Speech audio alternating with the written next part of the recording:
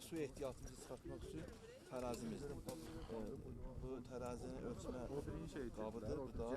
Hazırda Şahbuz rayonunun Batabat ərazisindəyik. Baharın gəlişinə baxmayaraq burada hələ də qış fəsli davam eləyir. Hazırda suların istifadəsi və mühafizəsinə Dövlət Nəzarəti Xidməti və Ekologiya Təbii Sərvətlər Nazirliyi tələbələrlə birgə qarda ölçmə işləri həyata keçirilir. Aparılan ölçmələr iqlim və hidroloji proseslərin izlənməsi, su ehtiyatlarının proqnozlaşdırılması və mümkün təbii risklərin qabaqlanması baxımından mühüm əhəmiyyət kəsb edir. Naxçıvan çay hövzəsi üzrə Biçənək kəndi, Biçənək aşırım istiqamətində 1900, 2100, 2200, 2300 və 2450 metr hündürlükdə qar örtüyünün hündürlüyü, sıxlığı və su ekvivalenti üzrə ölçmələr aparılıb. Əldə olunan ilkin nəticələrə əsasən qar örtüyünün orta hündürlüyü 65 sm təşkil edib. Batabatda qarın hündürlüyü hal-hazırda 60-65 sm olaraq qeydə alınmışdır.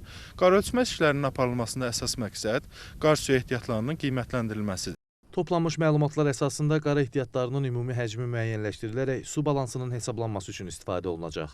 Bu göstəricilər yaz-yay dövründə çayların sulluğunun proqnozlaşdırılması, su anbarlarının idarə olunması və kənd təsərrüfatı sahəsində planlaşdırma işlərinin aparılması üçün əsas məlumat bazasını təşkil edir. Bundan əlavə, qar örtüyünün vəziyyətinin monitorinqi, sel, daşqın və qar uçqunu kimi hidrometeoroloji hadisələrin risk səviyyəsinin qiymətləndirilməsinə imkan yaradır. Onda qeyd edək ki, uyğun ixtisaslar üzrə təhsil alan tələbələr də Batabat yaylağında yerləşən Zorbulaq ərazisindəki qar örtüyünün ölçmə prosesində iştirak edib, bu proseslə yaxından tanış olublar.